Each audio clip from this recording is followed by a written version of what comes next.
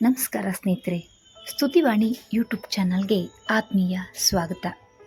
ಸ್ನೇಹಿತರೆ, ಈ ಜಗತ್ತಿನಲ್ಲಿ ಹೆತ್ತ ಕರುಳಿನ ಬಾಂಧವ್ಯಕ್ಕಿಂತ ದೊಡ್ಡದಾದಂತಹ ಶಕ್ತಿ ಯಾವುದೂ ಇಲ್ಲ.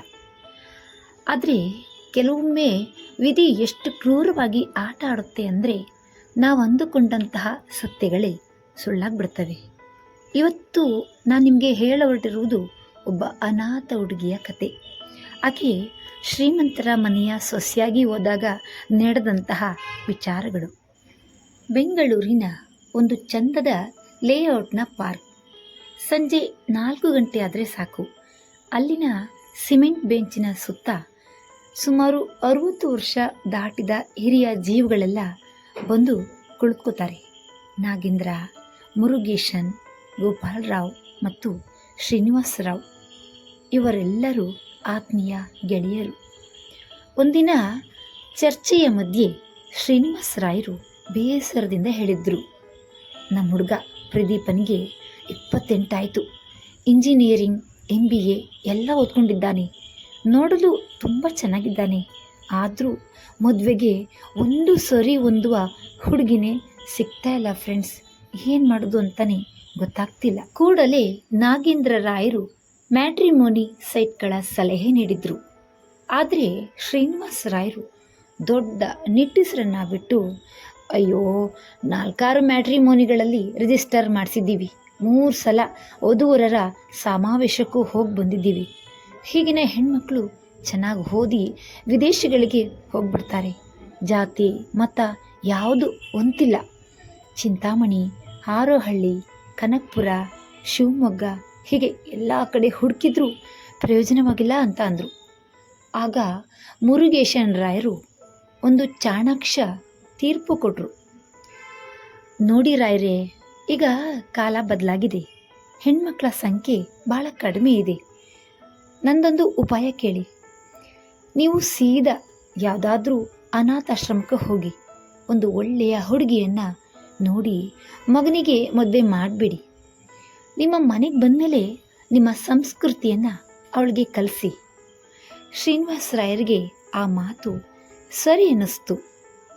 ಮನೆಗೆ ಬಂದು ಪತ್ನಿ ಪದ್ಮಾವತಿಯವರ ಬಳಿ ಈ ವಿಷಯವನ್ನು ಪ್ರಸ್ತಾಪಿಸಿದಾಗ ಅವಳು ಗಾಬರಿಯಿಂದ ರೇಗಾಡಿದಳು. ನಿಮ್ಗೇನು ತಲೆ ಕೆಟ್ಟಿದೆಯಾ? ನಮ್ಮ ಪ್ರದೀಪನಿಗೆ ಅನಾಥಾಶ್ರಮದ ಹುಡುಗಿ ತಂದು ಮದುವೆ ಮಾಡ್ತೀರಾ?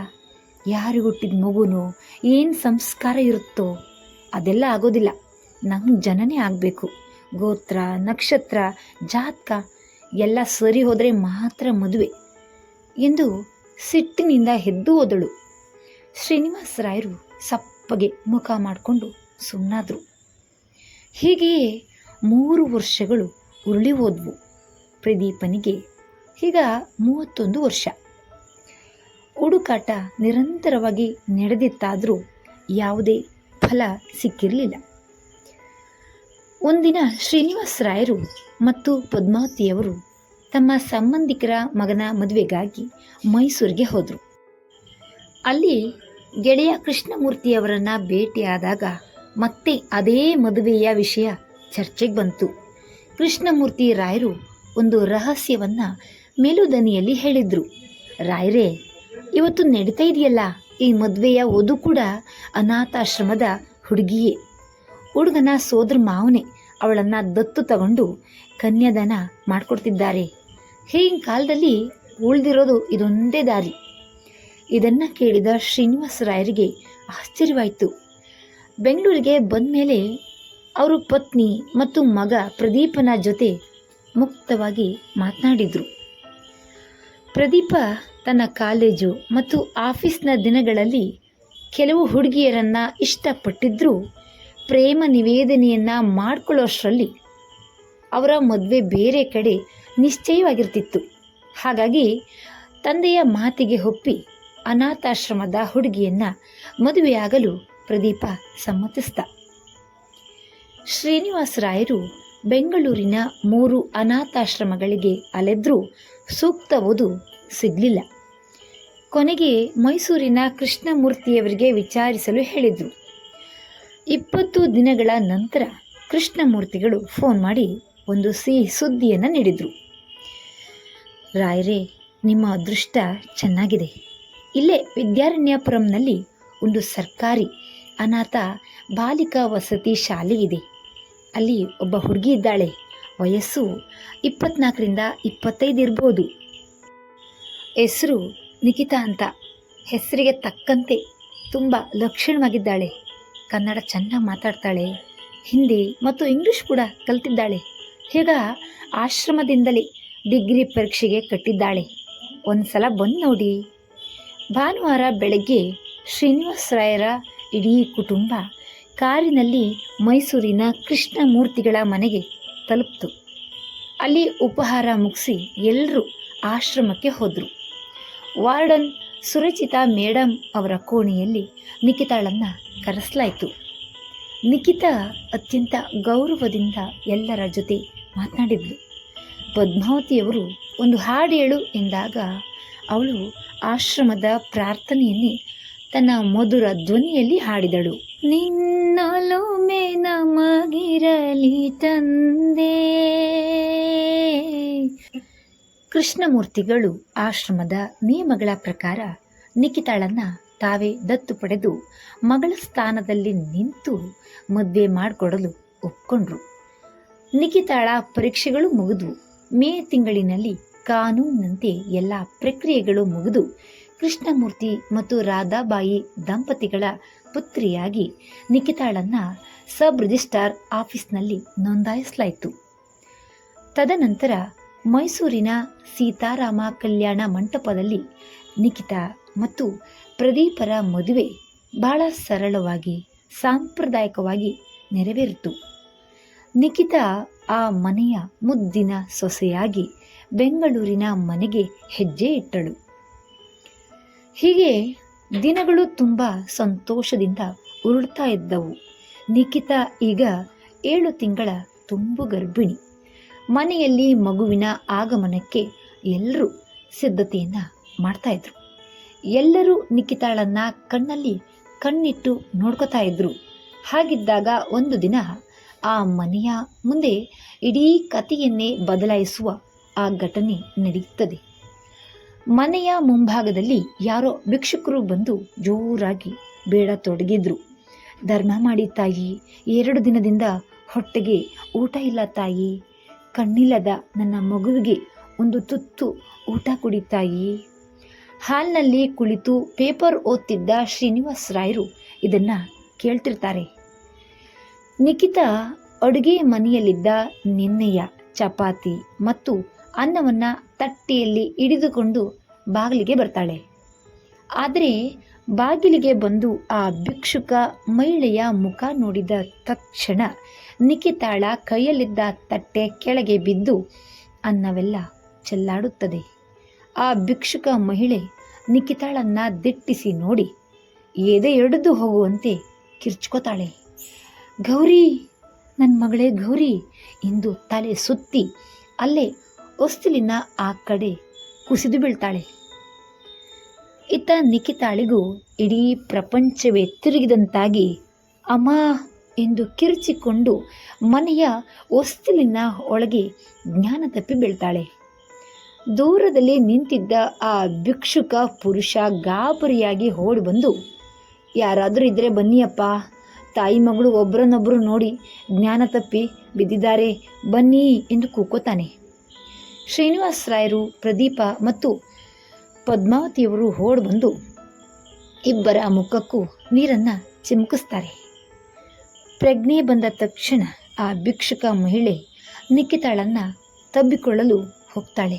ಆದರೆ ಪ್ರದೀಪ ಅವಳನ್ನು ತಡೆದು ಜೋರಾಗಿ ಗದರಿಸ್ತಾನೆ. ನಿಖಿತಾ, ಪ್ಲೀಸ್ ಸುಮ್ಮನೆ ಎದ್ಬಾ. ಅವರು ಯಾರು ಏನು ಅಂತ ನಮಗೆ ಗೊತ್ತಿಲ್ಲ. ಈಗ ನೀ ನನ್ನ ಹೆಂಡತಿ, ಈ ಮನೆಯ ಸೊಸೆ. ಆ ಭಿಕ್ಷುಕ ತಂದೆ ಕಣ್ಣೀರು ಹಾಕುತ್ತಾ ಸತ್ಯವನ್ನು ಹೇಳ್ತಾನೆ. ಅಪ್ಪ, ಇವಳು ನನ್ನ ಹೆತ್ತ ಮಗಳು ಗೌರಿ. 6 ವರ್ಷದ ಹಿಂದೆ ಮಹಾದೇಶ್ವರ ಬೆಟ್ಟದ ಜಾತ್ರೆಯಲ್ಲಿ ನನ್ನ ಮಗಳು ಕಳೆದೋಗಿದ್ಲು. ಬಳೆ ಕೊಳ್ಳಲು ಹೋದವಳು ಗುಂಪಿನಲ್ಲಿ ಮಾಯವಾಗಿದ್ಲು. ಜಾತ್ರೆ ಮುಗಿಯುವವರೆಗೂ ಹುಡುಕಿದ್ರೂ ಸಿಗಲೇ ಇಲ್ಲ. ಇವತ್ತು ಆ ಮಹದೇಶ್ವರನೇ ನನ್ನ ಮಗಳನ್ನು ನನ್ನ ಕಣ್ಣೆದ್ರು ತಂದು ನಿಲ್ಲಿಸಿದ್ದಾನೆ ಅಪ್ಪ. ಆದರೆ ಶ್ರೀನಿವಾಸ ರಾಯರು ಪರಿಸ್ಥಿತಿಯನ್ನು ನಿಭಾಯಿಸಲು ಆ ಭಿಕ್ಷುಕ ದಂಪತಿಗಳನ್ನು ಗದರಿಸಿ ಹಣ ಕೊಟ್ಟು ಅಲ್ಲಿಂದ ಕಳಿಸ್ತಾರೆ. ಯಾಕೆಂದರೆ ನಿಖಿತಾ ತುಂಬು ಗರ್ಭಿಣಿ, ಅವಳಿಗೆ ಯಾವುದೇ ಆಘಾತವಾಗಬಾರ್ದು. ರಾಯರು ಆ ಭಿಕ್ಷುಕರಿಗೆ ಮೇಲು ಧ್ವನಿಯಲ್ಲಿ ಹೇಳ್ತಾರೆ, ಒಂದು ವೇಳೆ ಇವಳು ನಿಮ್ಮ ಮಗಳೇ ಆಗಿದ್ರೂ ಈಗ ಇವಳು ದೊಡ್ಡ ಮನುಷ್ಯರ ಮನೆಯ ಸೊಸೆ, 7 ತಿಂಗಳ ಬಸುರಿ. ಈಗ ನೀವು ಬಂದು ಇವಳನ್ನು ಕರ್ಕೊಂಡೋಗಿ ಭಿಕ್ಷೆ ಬಿಡಿಸ್ತೀರಾ? ಸುಮ್ಮನೆ ಹೊರಟೋಗಿ. ಅವರು ಹೋದ ನಂತರ ಆ ಭಿಕ್ಷುಕರ ಮಗು ನೆಲದ ಮೇಲೆ ಬಿದ್ದಿದ್ದ ಚಪಾತಿಯನ್ನು ಹೆಕ್ಕಿ ತಿನ್ನತೊಡಗುತ್ತದೆ. ಈ ಘಟನೆಯಿಂದ ನಿಖಿತಾ ತೀವ್ರವಾದ ಮಾನಸಿಕ ಆಘಾತಕ್ಕೆ ಒಳಗಾಗ್ತಾಳೆ. ಕಣ್ಣು ಬಿಟ್ಟು ಹಾಗೆಯೇ ಶೂನ್ಯವನ್ನು ನೋಡುತ್ತಾ ಕುಳಿತುಬಿಡ್ತಾಳೆ. ಬಟ್ಟೆ ಬದಲಾಯಿಸಲು ಮಾತನಾಡಲು ಸಹ ಅವಳಿಗೆ ಶಕ್ತಿನೇ ಇರೋದಿಲ್ಲ. ಪ್ರದೀಪ ಅವಳನ್ನು ಡಾಕ್ಟರ್ ಚಿತ್ರಾ ಗೋಪಾಲರ ಬಳಿ ಕರೆದೊಯ್ಯುತ್ತಾನೆ. ಗರ್ಭದಲ್ಲಿರುವ ಮಗುವಿಗೆ ಯಾವುದೇ ತೊಂದರೆಯಾಗಿರುವುದಿಲ್ಲ. ಆದರೆ ಮಾನಸಿಕ ಆಘಾತ ತೀವ್ರವಾಗಿದ್ದರಿಂದ ವೈದ್ಯರ ಸಲಹೆಯಂತೆ ನಿಖಿತಾಳನ್ನು ಬೆಂಗಳೂರಿನ ಪ್ರಸಿದ್ಧ ನಿಮಾನ್ಸ್ ಆಸ್ಪತ್ರೆಗೆ ದಾಖಲಿಸಲಾಗುತ್ತೆ. ಅಲ್ಲಿದ್ದ ಪ್ರಸಿದ್ಧ ನ್ಯೂರಲಾಜಿಸ್ಟ್ ಡಾಕ್ಟರ್ ವೆಂಕಟೇಶ್ ಮತ್ತು ಸೈಕಿಯಾಟ್ರಿಸ್ಟ್ ರವಿಕುಮಾರ್ ಚಿಕಿತ್ಸೆಯನ್ನು ಆರಂಭಿಸ್ತಾರೆ. ತುಂಬು ಗರ್ಭಿಣಿಯಾಗಿರೋದ್ರಿಂದ ಅವಳಿಗೆ ಪ್ರಸ್ತುತ ಜೀವನವೇ ನಿಜ, ಹಳೆಯದೆಲ್ಲ ಕನಸು ಎಂದು ನಂಬಿಸಲು ಪ್ರಯತ್ನಿಸ್ತಾರೆ. ಮದುವೆಯ ಆಲ್ಬಮ್ ವಿಡಿಯೋಗಳನ್ನು ತೋರಿಸ್ತಾರೆ. ನಿಖಿತಾ ಗುಣಮುಖಳಾದಂತೆ ಕಂಡಾಗ ಅವಳ ಮನಸ್ಸಿಗೆ ನೆಮ್ಮದಿ ನೀಡಲು ಇಡೀ ಕುಟುಂಬ ಮತ್ತೊಮ್ಮೆ ಮೈಸೂರಿಗೆ ಪ್ರವಾಸ ಹೊರಡುತ್ತೆ. ನಿಖಿತಾ ಆಶ್ರಮದ ತನ್ನ ಹಳೆಯ ಗೆಳೆಯರನ್ನ ನೋಡಿ ಆನಂದ ಪಡ್ತಾಳೆ. ಪ್ರದೀಪ ಆಶ್ರಮದ ಮಕ್ಕಳಿಗೆ ಸಿಹಿ ಹಂಚುತ್ತಾನೆ. ಕೃಷ್ಣಮೂರ್ತಿಗಳ ಮನೆಯಲ್ಲಿ ನಿಖಿತಾಳಿಗೆ ಅದ್ದೂರಿಯಾಗಿ ಬಳೆ ತೊಡಿಸುವ ಶಾಸ್ತ್ರ ನೆರವೇರುತ್ತದೆ. ಕೃಷ್ಣಮೂರ್ತಿಗಳು ಕೂಡ ರಾಯರಿಗೆ ಧೈರ್ಯ ತುಂಬಿ ಆ ಭಿಕ್ಷುಕರು ಮತ್ತೆ ಬಂದರೆ ನಾವೇ ನೋಡ್ಕೊಳ್ಳೋಣ ಅಂತಾರೆ. ಆದರೆ ಮರುದಿನ ಬೆಂಗಳೂರಿಗೆ ಹೊರಡುವ ಮುನ್ನ ನಿಖಿತಾ ಒಂದು ಮಾತನ್ನು ಹೇಳ್ತಾಳೆ. ನಾನು ಈ ಆಶ್ರಮಕ್ಕೆ ಬರುವುದಕ್ಕೆ ಮುಂಚೆನೇ ಮೇಟಗಳ್ಳಿಯ ಅನಾಥಾಶ್ರಮದಲ್ಲಿದ್ದೆ. ಅಲ್ಲಿ ನಾಗಮ್ಮ ಮೇಡಮ್ ಅಂತ ಇದ್ದರು, ಅವರನ್ನು ನೋಡಬೇಕು. ಎಲ್ಲರೂ ಮೇಟಗಳ್ಳಿ ಆಶ್ರಮಕ್ಕೆ ಹೋಗ್ತಾರೆ. ನಾಗಮ್ಮ ಮೇಡಮ್ ನಿವೃತ್ತರಾಗಿದ್ದರಿಂದ ಅವರನ್ನು ಮನೆಗೆ ಹೋಗಿ ಕರೆತರ್ತಾರೆ. ನಿಖಿತಾ ನಾಗಮ್ಮ ಮೇಡಮ್ ಅವರ ಬಳಿ ನೇರವಾಗಿ ಕೇಳ್ತಾಳೆ, ಮೇಡಮ್, ನಾನು ಈ ಆಶ್ರಮಕ್ಕೆ ಹೇಗೆ ಬಂದೆ? ನನ್ನನ್ನು ಯಾರು ಸೇರಿಸಿದ್ರು? ನನ್ನ ತಂದೆ ತಾಯಿಯ ವಿವರ ಇದೆಯಾ? ನಾಗಮ್ಮನವರು ನೆನಪಿಸ್ಕೊಂಡು ನಿನಗೆ ನಿಖಿತಾ ಎಂದು ನಾನೇ ಹೆಸರಿಟ್ಟಿದ್ದೆ ಅಂತಾರೆ.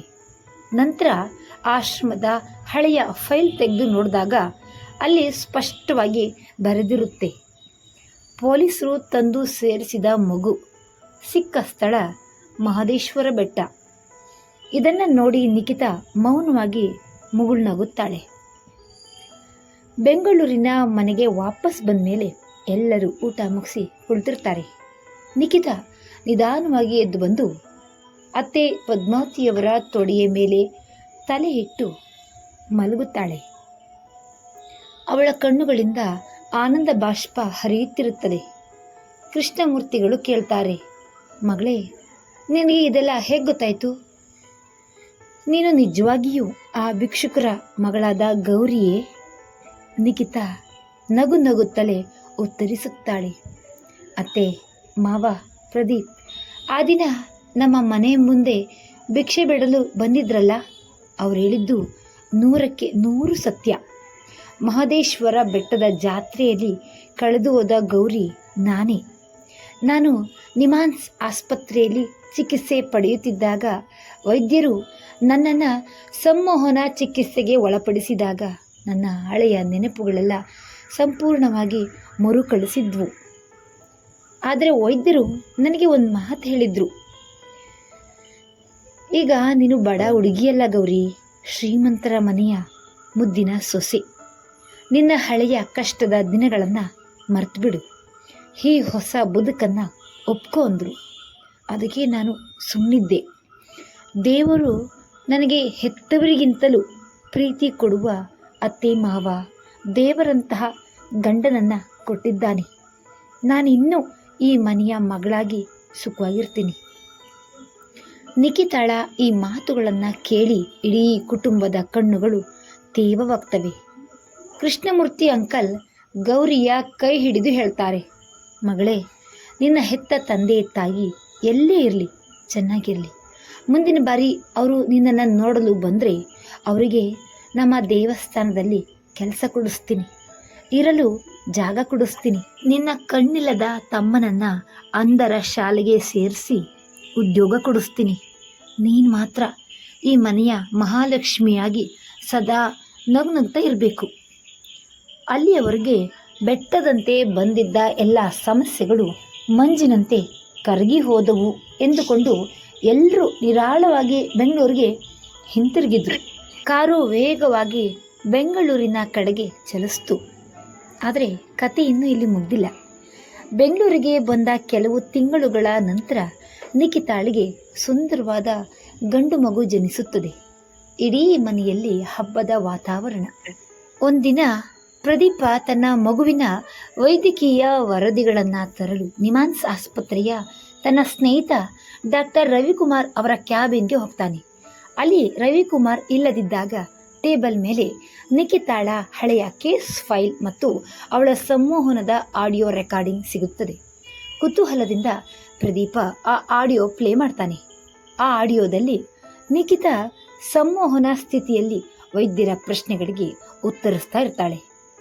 ಅದನ್ನು ಕೇಳಿ ಪ್ರದೀಪನ ಕಾಲ ಕೆಳಗಿನ ಭೂಮಿ ಕುಸಿದು ಹೋಗುವಂತಾಗುತ್ತದೆ. ಆಡಿಯೋದಲ್ಲಿ ನಿಖಿತಾ ಹೇಳ್ತಿರ್ತಾಳೆ, ಡಾಕ್ಟರ್, ನಾನು ಆ ಭಿಕ್ಷುಕರ ಮಗಳಾದ ಗೌರಿ ಖಂಡಿತ ಅಲ್ಲ. ನನ್ನ ನಿಜವಾದ ಹೆಸರು ನಿಖಿತಾ. ನಾನು ಮಹದೇಶ್ವರ ಬೆಟ್ಟದಲ್ಲಿ ಕಳೆದು ಹೋದವಳೂ ಅಲ್ಲ. ಆ ಭಿಕ್ಷುಕ ಮಹಿಳೆ ಜ್ಞಾನ ತಪ್ಪಿದ್ದಾಗ ಅವಳ ಕೊರಳಲ್ಲಿದ್ದ ಹಳೆಯ ಕಪ್ಪು ಮಣಿಯ ಸರ ನೋಡಿ ನನಗೆ ನನ್ನ ಸ್ವಂತ ತಾಯಿಯ ನೆನಪಾಯಿತು. ನಾನೊಬ್ಬ ಜವಾಬ್ದಾರಿಯುತ ತಾಯಿ ಆಗ್ತಾ ಇದ್ದೀನಿ. ಒಬ್ಬ ತಾಯಿಯ ಕರುಳಿನ ನೋವು ನನಗೆ ಅರ್ಥವಾಯಿತು.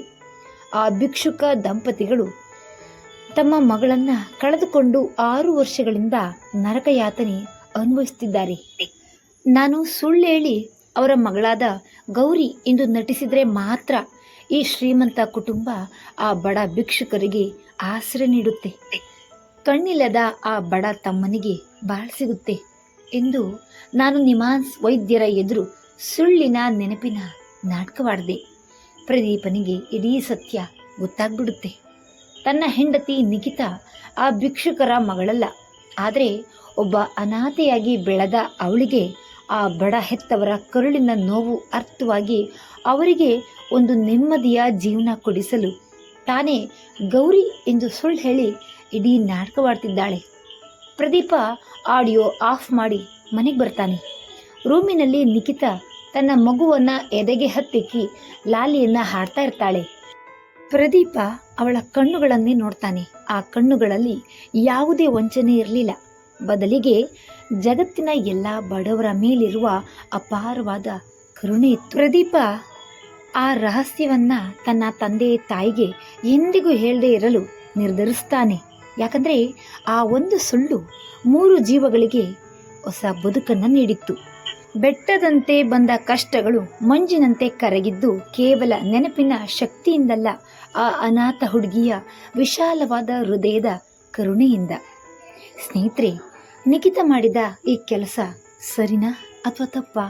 ಒಬ್ಬ ಬಡ ಭಿಕ್ಷುಕ ಕುಟುಂಬವನ್ನ ರಕ್ಷಿಸಲು ಅವಳು ಆಡಿದಂತಹ ಈ ನಾಟಕ ನಿಮ್ಗೇನಿಸ್ತು? ದಯವಿಟ್ಟು ನಿಮ್ಮ ಅನಿಸಿಕೆಯನ್ನು ಕಮೆಂಟ್ ಬಾಕ್ಸ್ನಲ್ಲಿ ತಿಳಿಸಿ. ಹಾಗೆ ವಿಡಿಯೋ ಇಷ್ಟವಾಗಿದ್ದರೆ ಲೈಕ್ ಮಾಡಿ, ನಮ್ಮ ಸ್ತುತಿವಾಣಿ ಚಾನಲ್ಗೆ ಸಬ್ಸ್ಕ್ರೈಬ್ ಮಾಡಿ. ಧನ್ಯವಾದಗಳು.